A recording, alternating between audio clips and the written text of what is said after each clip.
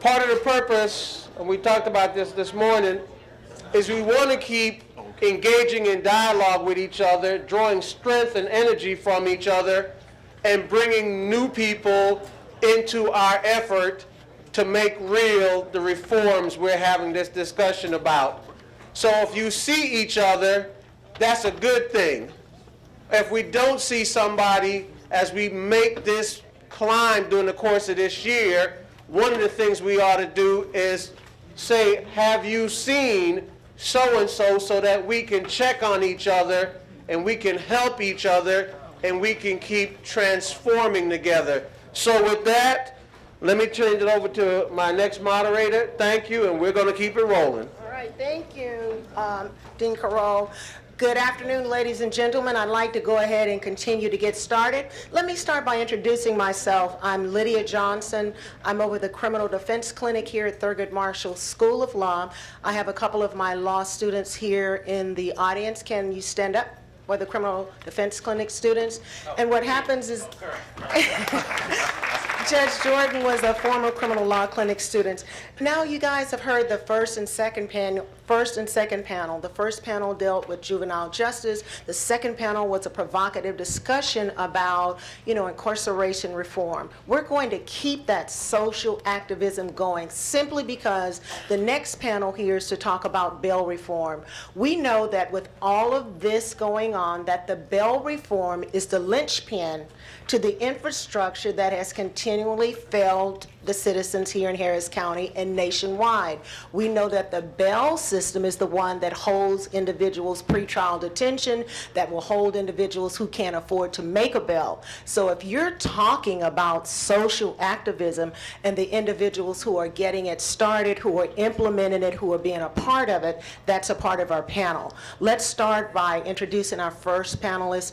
A member is Alec Karaktersanis, and Alec Karaktersanis is the one that was on the forefront of challenging the constitutionality of the bail system.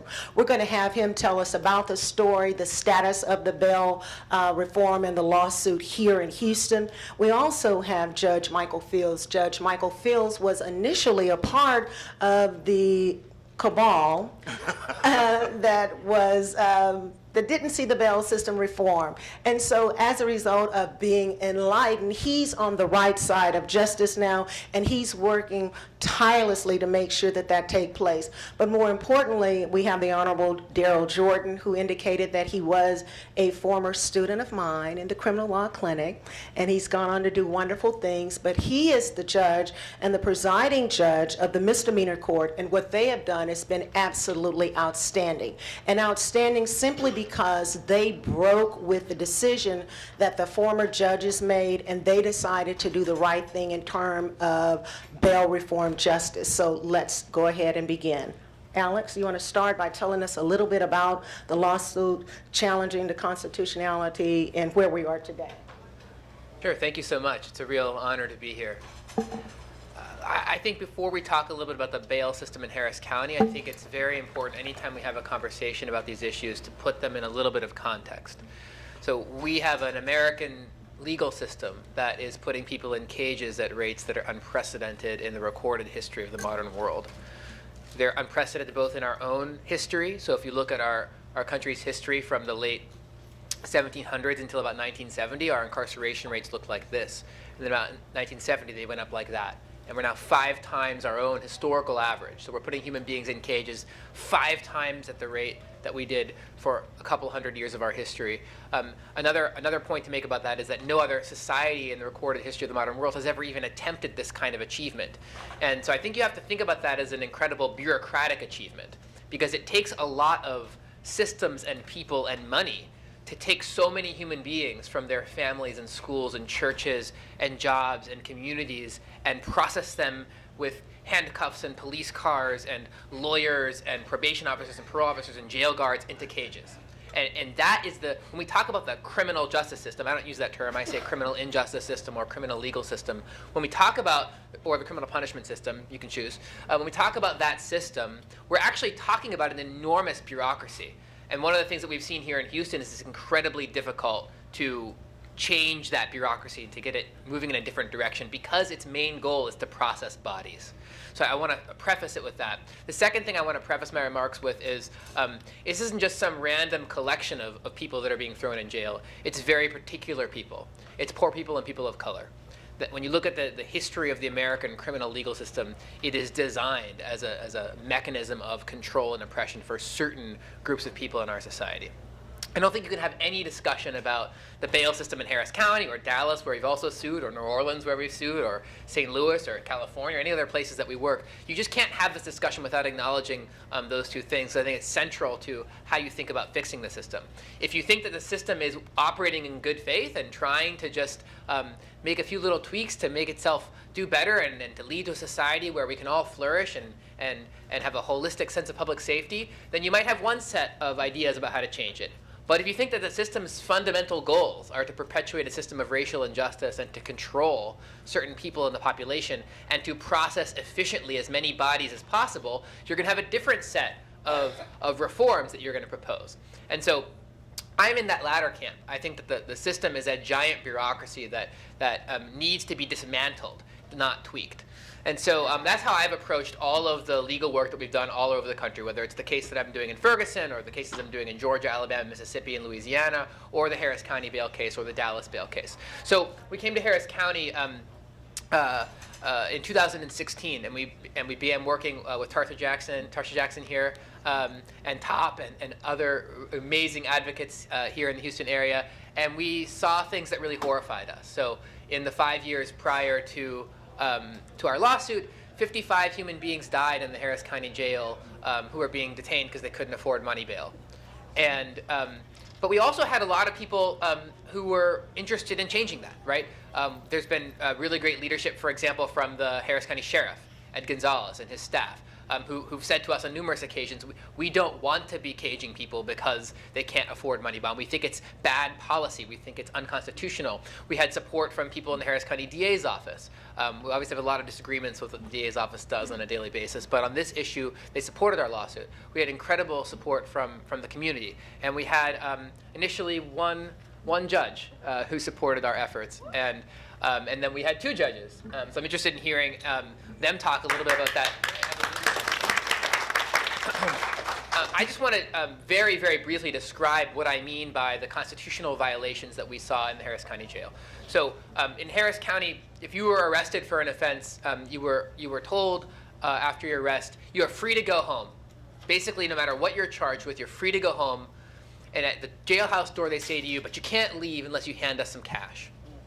And that very simple requirement to pay cash bail meant that 40% of all human beings charged with a misdemeanor offense in Harris County were detained until their case was over, because those people could not afford to pay cash bond. That's devastating. There's a Supreme Court case from 30 years ago that says in our society, liberty is the norm, and detention prior to trial is the, quote, carefully limited exception. Well, in Harris County, 40% of all human beings charged with misdemeanor offenses were detained, confined in a cage, just because they couldn't afford a few $100s. That is the violation that we set about addressing. The basic flaw was the judges had promulgated a bail schedule, which was basically a chart saying if you're charged with this thing, it's this amount of money, and this thing, it's that amount of money. And I think it's really, really important to understand that nobody was making any intentional decisions at all about whether anyone should be in jail. They were just assigning amounts of money, and if you were lucky enough to have that amount of money, you could get out of jail. No matter whether you were dangerous or not dangerous, or if law enforcement thought you were dangerous. I think it's dangerous to talk about people being dangerous. But let's assume that people thought there were some concerns about other people who were arrested. Well, you could just get out of jail no matter what those concerns were if you had cash. So that system doesn't really make any sense from any way you look at it.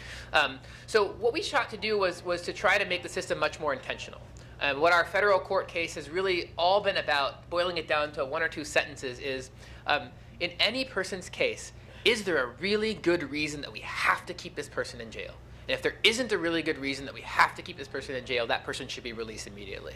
And so I'll talk a little bit later maybe about what, if people are interested, especially the law students, about what it's like to do that kind of litigation work as a prison abolitionist, which I am, because I don't believe that anybody should ever be in a cage, and how you make some strategic choices about in your own life and your career about compromising and about working on issues maybe on incremental change, and how you sort of weigh that, and how you work with community groups and organizing. Because the other really important thing to understand about the work we did here is it would not have been possible, and we would not have won any of the legal victories we won in our case without our partnership with community organizers. Because it can't just be that we make a few legal tweaks to how the bail system works.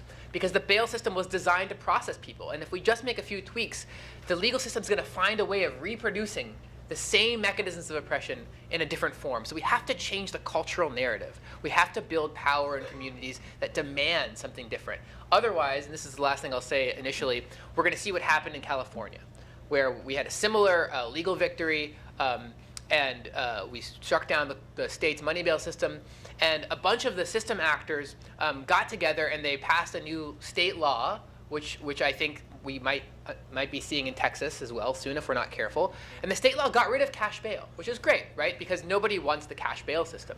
But it tries to replace that cash bail system with a system of expanded pretrial detention. So the same people are going to be in the same jails, except now because they're not going to be in jail because they can't pay $500, they're going to be in jail on an order of no bond. And the same companies that used to profit off of this system, the cash bond companies, they're now the people that are selling electronic GPS monitoring devices to the people that are released. So the same aggregations of wealth are changing their business models. The same system actors who depend on this assembly line of people being in detention to coerce guilty pleas quickly so they can process more cases, they're getting the same thing out of the same system without cash bail but with pretrial detention. So that's why it's absolutely essential that winning these cases is just a starting point of a broader cultural conversation about what is the purpose of the criminal legal system and what purpose should it have, and how do we change our cultural narrative about what that system can do. Okay. And so I guess before, my next question would be, currently now, the predecessor's appeal has been dismissed. Is that correct? And so, Judge Fields, did you want to talk about that as your predecessors and your colleagues, why you decided to join with Judge Jordan and the new judges and the bail lawsuit? Sure.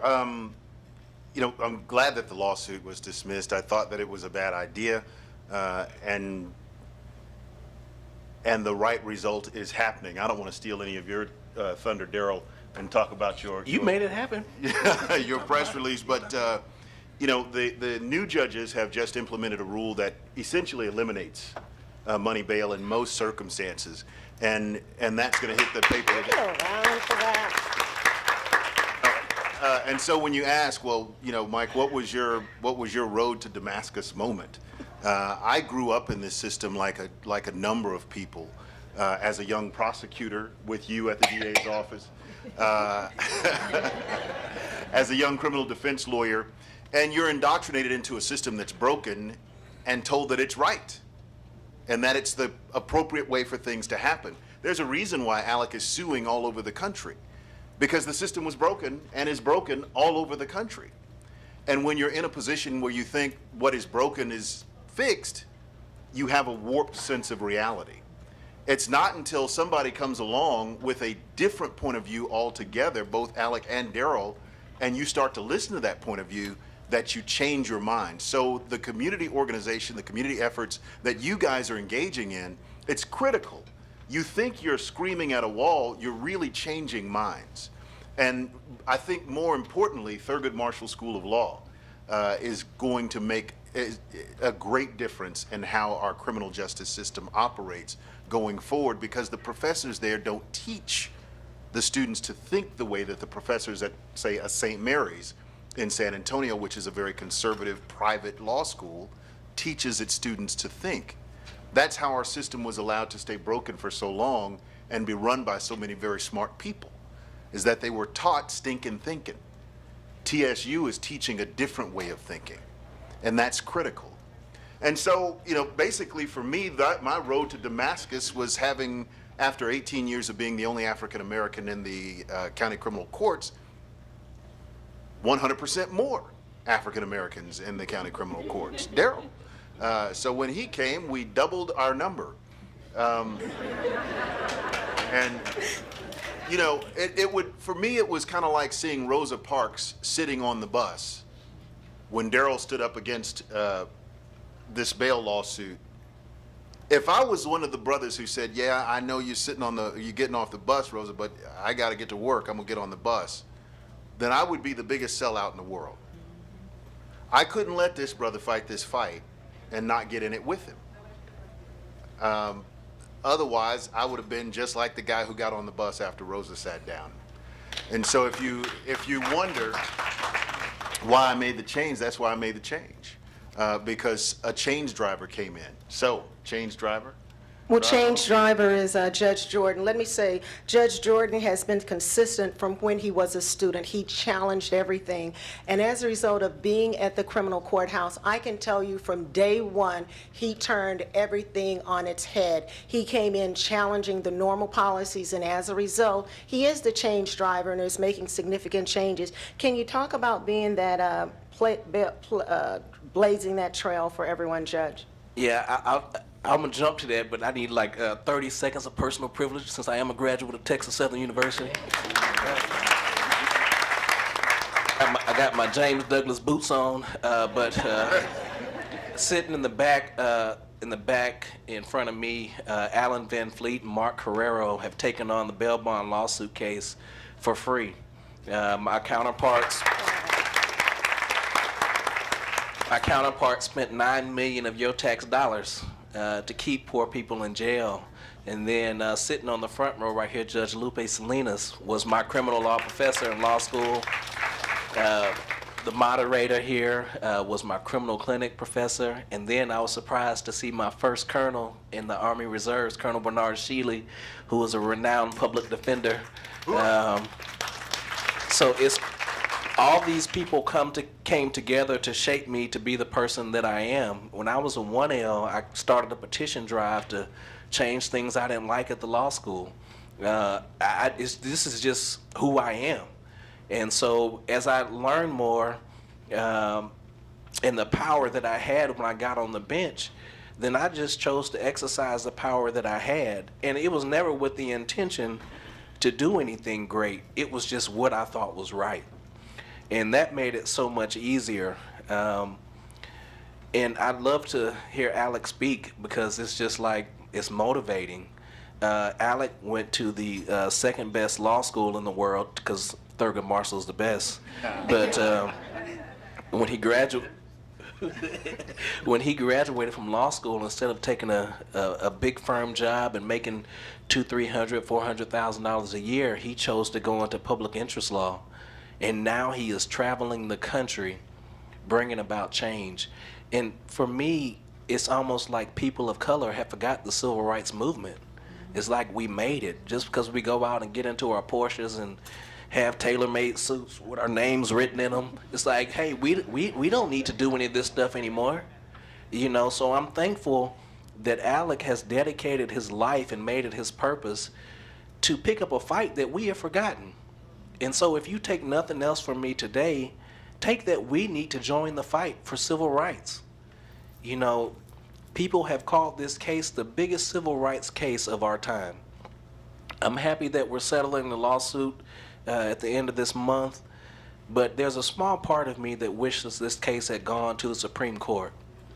So it would be the law of the land. But it's not going to make it, but fortunately, we have Alec, who, if it's not going to be the law of the land through the Supreme Court, he's going to hit every city and make sure it becomes the law of the land.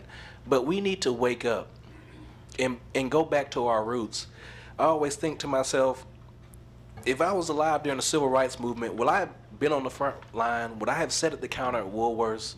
Would I have been there to walk across that Edmund Pettus Bridge? But we still have opportunities today to fight. It's just whether or not you're going to be involved in the fight, or whether you're just going to get in your car, drive around, and say, well, I don't live there. That don't happen to my kids, you know.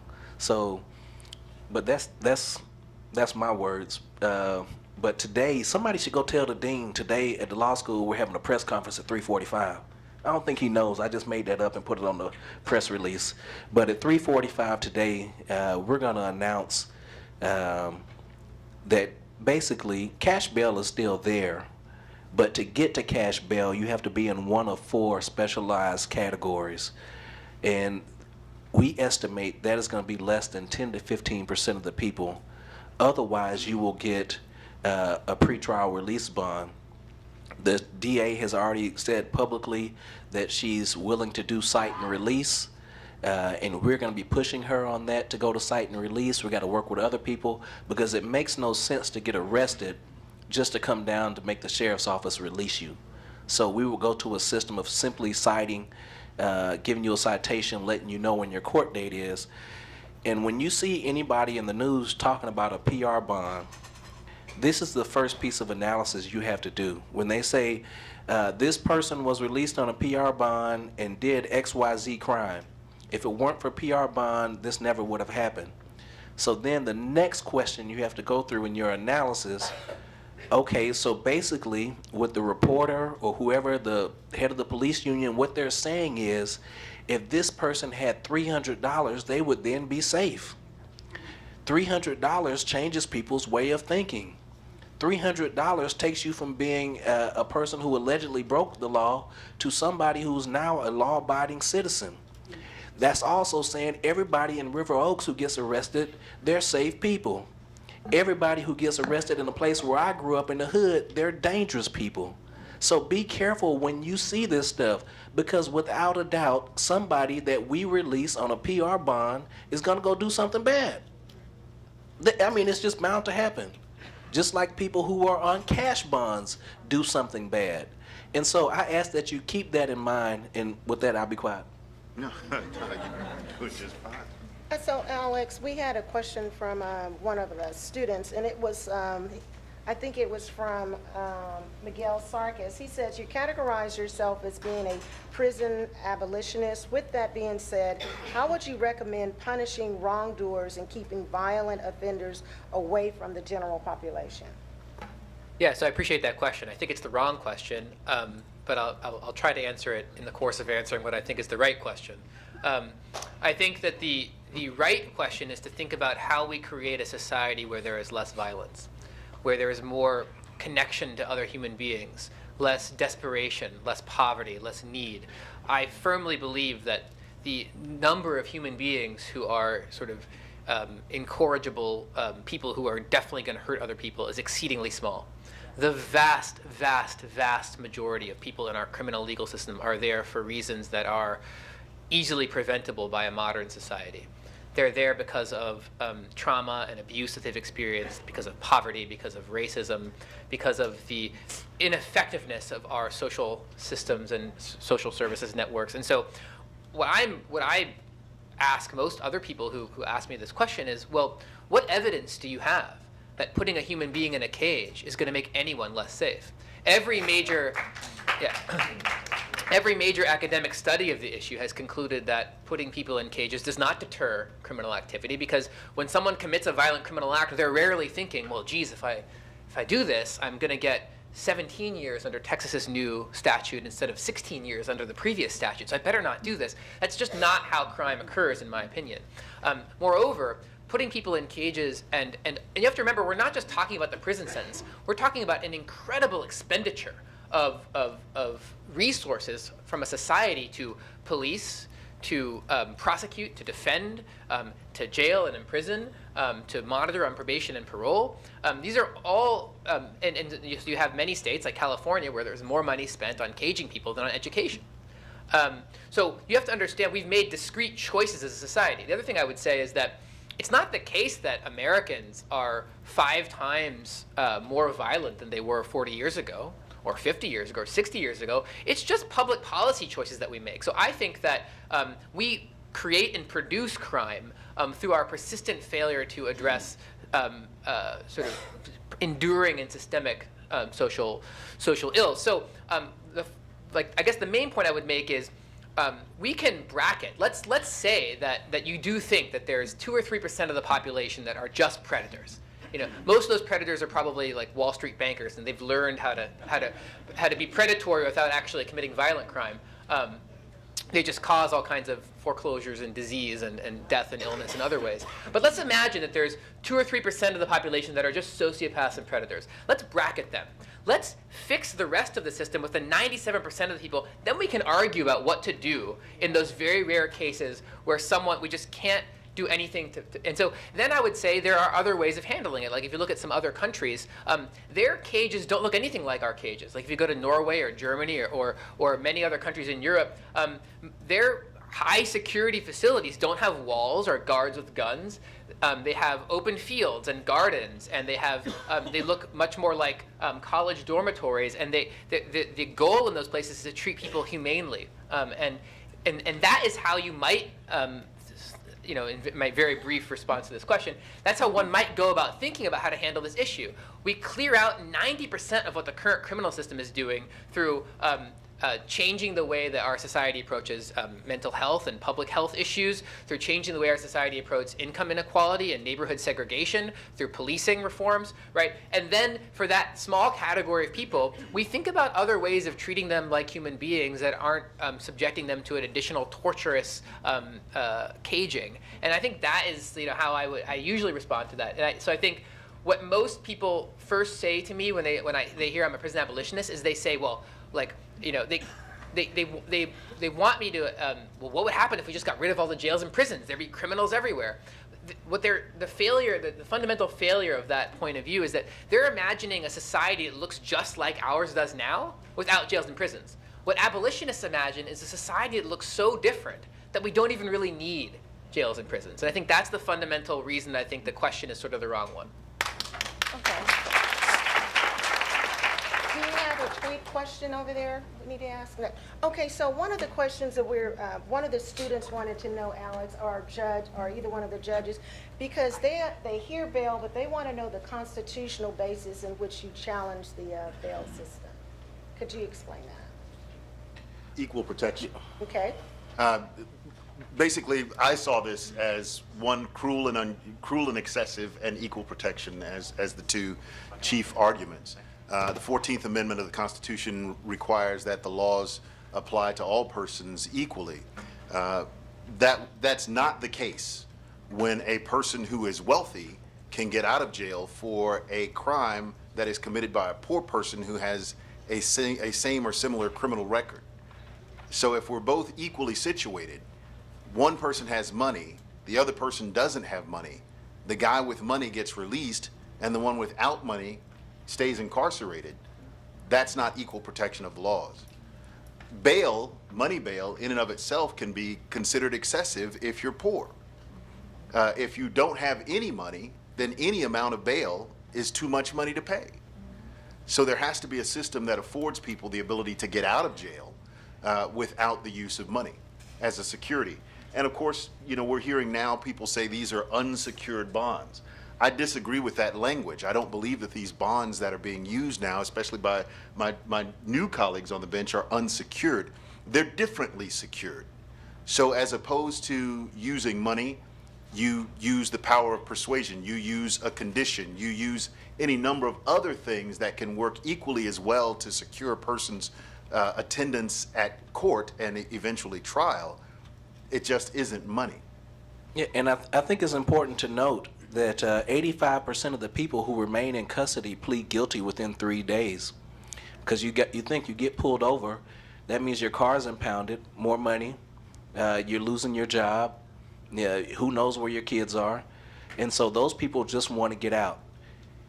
And the research in Harris County has shown over 50% of the people who get out on bond on misdemeanors have their cases dismissed. So that means you could, and it's through pretrial diversionary programs, problem with the case, but the total number is over 50%. And so that means you can have two people similarly situated doing the exact same thing. One person has a conviction, say an assault case, and can never get an apartment again, jobs are limited, but the other person got out on bond, did a pretrial intervention program, stayed out of trouble for 6 months, had their case dismissed, and they get to go on with their lives.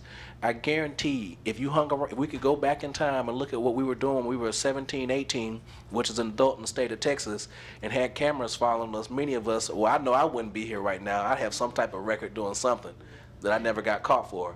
And so these are kids most of the time and people who have very little support systems almost absent. and they don't know how to navigate that system. They come down there, plead guilty, and they're stuck with the record. And it's just a sad thing, but the problem with the criminal justice system, no matter where you stop the dial in 360 degrees, if you look at it, blacks and browns are treated the worst. And that's just the pure stats. That's just the numbers. And so what Alec is doing and what Judge Fields and I have been able to help with in Harris County is just one of the many things that needs to be changed. You know, if I could chime in, you know, we're talking about bail, the front of the system, which it's not the front of the system. The interaction with the police officer is the front of the system. But toward the front of the system, we talk about bail. In the last panel, we were talking about legislation to change sentencing practices and so forth. I think Judge Jordan hit it on the head when he said all of us have sinned and fallen short of the glory of God. If we have to suffer for those sins for the rest of our lives, we can never recover. Our criminal justice system is supposed to be about rehabilitation and restorative justice. If that is the case, then it would seem to me that legislation should be passed that prohibits employers from considering a nonviolent criminal history to keep you from getting a job. If you've been in prison and punished, how does that help you rejoin society to not be able to work? Why is it that a person can keep a guy who has a marijuana conviction from getting an apartment? What does that have to do with having a safe place to live? Or a DWI or two, or a felony drug case? It makes no sense. And so our system right now, it seems, is set up to continue to punish after punishment has been served. Thank you. So my next question is this, Alex and judges, we understand about challenging the constitutionality of the bill. We understand that judges have taken a step to dismiss it and they're going to do something different. What I don't think a lot of the individuals understand is what is the practical aspect of that? What does that look like? When we have someone who's been arrested, the next thing we know is that, Mom, I've been arrested, or Dad, I've been arrested, and then you have to show up in court. What are the steps in between to assess how the bail system or the pretrial assessment works in this for an individual? Can you walk us through that, Judge? Yeah, and I'll let Alec fill in the details. I like to just talk street talk. I tell Judge Fields he's like a Harvard professor, and Alec went to Harvard. But anyway, I just talk on the basic ground level. There is no more bail schedule. It's gone. And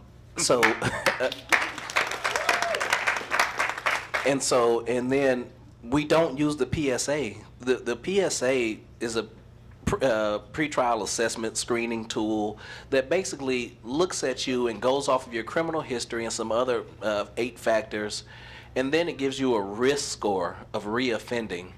But part of the data that they use is your prior criminal history. And so I reject the tool because the system is broken.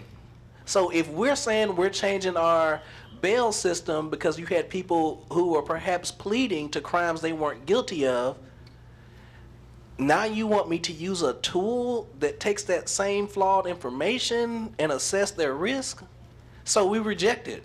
So nowhere in our process do we take the screening tool and use it. We've thrown that out.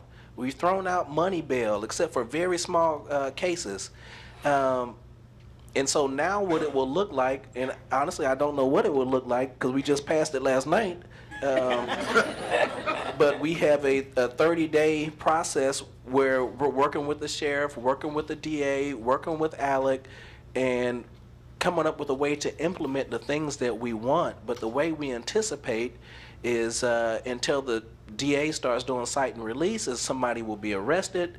They'll come down to the jail, to our new joint in-processing center. Did y'all go on a tour today?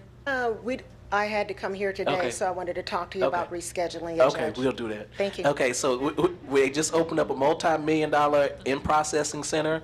So before in Harris County, if you were arrested in Pasadena, you would start at Pasadena. Or if you were arrested in Tomball, you go to Tomball jail, then sit there and come to Harris County jail. Now everybody's coming to one in-processing center. And in theory, that should get people in and out a lot faster. And so somebody will come down, they will see the charge, they will automatically be given a PR bond, and they'll be right back out the door. And so that's why we're pushing for cite and release. And only that small category will be in processed into the jail, and they will have to be seen by a judge or magistrate within 48 hours. There will always be 2 judges on call, and then right now I serve as the presiding judge, and so there will be 2 judges on call and the presiding.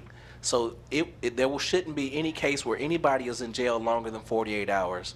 Alec, you want to fill in any holes? No, not. I think that's great. I want to actually take it up sort of to a higher level of. I want to say first,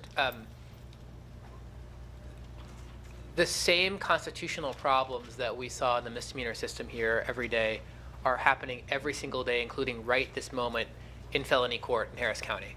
And there are 30,000 human beings arrested for felonies every year in Harris County, and they take up a much larger percentage of the jail, over 90% usually of the jail, than misdemeanor criminal defendants. And so our work here, even on the very discrete question of bail, let alone the loftier things that we've been talking about, or at least that I've been spouting on about, that work is not even close to being done here in Harris County. Moreover, the city of Houston arrests about 80 people every single day because they're too poor to pay fines. We've got enormous problems, and which we're all complicit in. And last night, Houston Chronicle reported that a woman named Tracy Whithead died in the Harris County Jail. She couldn't afford to pay a $3,000 money bond in a misdemeanor case. There are extraordinarily brutal things happening right this moment to human beings in Harris County, and I think we need to celebrate what we've done, but understand that as a community, there is a tremendous amount more to be done. We have to ask ourselves, are we going to be? I just really think that what Daryl always inspires me when we talk, and what he said about thinking about your life and thinking about what you want to be a part of. I think back with great difficulty at my first 4.5 years as a public defender. In both offices I worked in Alabama and in Washington, D.C., neither I nor any other attorney in my office ever filed an appeal of a pretrial bail order or a pretrial detention order. Not a single one, 4.5 years. Wow. And that's how pervasive this culture is. That's how much we came to become desensitized to the brutality of caging people. And that's what's happening every day now in Harris County in felony court. And that's what's happening every day in the city of Houston. City of Houston Police Department, City of Houston Municipal Court. And so I think all of us have to think about what role we're going to play and how we're going to get together with other people, because we can't do much alone. But if we work together and we organize and we come together and we demand change, and we demand and we tell our leaders, hey, you're going to be out of here. Like these 15 judges, apologies to Judge Fields, who was caught up in that wave of anger at the bail system. But you're not going to represent us as an elected official. And we're going to come together and build that power. I don't see any other way of making it happen, and I think it's absolutely vital that we understand that this is just a very small first step in a much, much bigger problem to erase and then start to heal centuries of oppression on these issues. And the crazy thing, you know what the felony court judges look like? They look like the majority of people in this room. You know what party they're a part of? The Democratic Party. Who voted for them? Y'all did. And so we have to have accountability. If I'm on the bench acting a fool, vote me out. Vote me out. If I came to your church, to your community meeting talking about bail reform, and then I sent letters to the pretrial people saying don't give out PR bonds, vote me out. If Top spent a bunch of money getting me in office, spend a bunch of money to get me out. We can't let people slide. If the mayor looked just like everybody else. And so we have to start holding people accountable. The reason Texas prisons are the most violent prisons in America, because nobody cares. When I first moved to Texas, somebody broke in my car. Little kids, I caught them. They stole my Bible. I walked out and said, man, y'all taking my Bible? And I'm calling 911. Then I went back to work. I was working at this electronics store, and they said, what'd you do? I said, I called the cops. He said, well, why didn't you shoot them? I said, they were little kids. He said, well, if you didn't want them breaking in your car, you should have shot them. And so the Texas mentality in general is if you break the law, you get what you get. And so that's why we have all of these things that happen to people from our community, majority of them, And the situation is so bad, and nobody cares, because a lot of us, the first thing we say, well, he shouldn't have done it. And we forget, I hear judges say that, and I remind them, I say, well, you know, the only presumption when somebody gets arrested is what? Innocence. They're innocent. And how can we be the gatekeepers and we don't believe what we're saying ourselves? So I do my best. I don't care who you are, whether it's 15 Republican judges or it's 22. How many felony court judges we got? 35?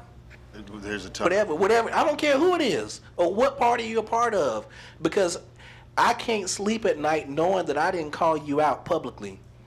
And we are on the ballot. I'm on the ballot in 2020. The felony court judges, a majority of them on the ballot. So when they come around, don't let them slide. Call them out by name. What are you doing about the PR bond system? They already spent $10 million, the other judges, the Republican judges. Now, what are these felony court judges about to do? And the streets around here flooding. We don't have no bike routes around here, all kind of stuff money could be going to. But they're going to spend $10 more million fighting something they already know that's wrong. And when they tell you, oh, it's felonies, it's different. I was having a conversation with them yesterday. I said, well, do they have a cash bond? They said, yeah, if they pay 20, they get out. Okay, so it's okay if he pay, but you won't give them a PR bond? That doesn't make any sense. If they're unsafe, they're unsafe. Leave them there. I know Alec probably faint, but you know, it can't be a system where you've done the analysis and said if this person has 20,000, they go home and they're safe, but if I gave them a PR bond, they're unsafe. That's what everything has to boil back down to. Money does not make people safe. It just doesn't. Okay, we have a couple of social media questions. Yeah, and this first one comes from Ted Weisgall or Weisgad. First, he has a statement. Over 50 years ago, I worked in the OWN Recognizance Bail Project in San Francisco. His question is, are you aware of that program and will it serve as a model? Yeah, so that program has undergone a lot of changes, and there's other programs that are similar. And actually, San Francisco has recently implemented a pretty interesting and pretty effective early intervention unit where they're actually getting lawyers to people immediately after their arrest inside the jail, and then they're able to present those people even earlier than they had been in previous years for a bail determination. So that's been really exciting. Unfortunately, until our lawsuit in San Francisco, San Francisco's bail practices looked very, very similar to Harris County, except San Francisco's bail amounts were 5 to 10 times higher than Harris County. They had a lower volume of arrests, but despite some pilot efforts and some initial efforts over the years to get some low-level people out on essentially what they call them PR bonds here in San Francisco, they just call them recognizance usually. It really hadn't fundamentally altered the system until our litigation over the last few years. But the early representation program and the early release program is getting people out really, really fast, and that's something to be encouraged about. And then Berkeley recently studied it and found that it saved the county a tremendous amount of money by getting people out of jail really quickly. Just a night or two in jail is very expensive. And so one of the things that Judge Jordan mentioned is if we can expand cite and release, if we can convince the DA to expand it to what Texas law allows and then to get Texas to allow it in more cases, you actually avoid even the initial costs of booking people into the jail. There's a lot of costs associated with just the entire booking process. And you think about just issuing people clothing and shoes and things like that. It's just very expensive, the staffing to do the medical intake. And then there's all these little things that you wouldn't know unless you have been incarcerated or you have family that's incarcerated. Every time you're booked into the jail, all of your money is put onto a debit card. There's a private multi-billion-dollar multinational corporation that takes a cut out of that debit card. And Harris County has a contract with that company that allows that company to take a cut out of your money every time you're booked into the jail. Every time you want to call someone from the jail, your family pays another cut of that, right? So there's companies that are profiting even in Harris County at every step of that stage. So one of the nice things about San Francisco and what we can do here is with cite and release is let's just not cut that off as early as possible. The earlier you cut it off, the fewer opportunities there are for things to go wrong and for people to profit off of it. And that's how you slowly start dismantling the system. So I encourage you all to put some pressure on the DA to expand the cite and release program here in Harris County to make sure that there are fewer arrests. And this one is specifically for Mr. Karakasanis. It comes from Krish, I believe, at Texas Jail Project. What is your opinion of the charitable rotating bail funds such as the Bronx Freedom Fund? So the question is talking about a new movement around the country to create bail funds, which basically are nonprofit bail bond companies, and they essentially just pay people to get out of jail. Tarsha has led some extraordinary efforts here in Houston to bring people home, the Black Mamas bailout and all the other things that you've done. So I want to highlight that, and I think. I think I have mixed feelings about it, right? Because to some respect, it buys into the existing system. It takes the money bail system as a given, and then it takes some money and bails out a few people. If done right, it can highlight the absurdity, like Judge Fields and Judge Jordan were talking about. Like, it doesn't really make any sense that some nonprofit can look at a list of people in jail and just start picking who gets out of jail, right?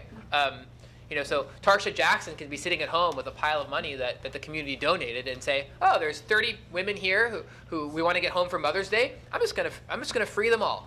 And that's great that she did that, but it's an absurd legal system, right?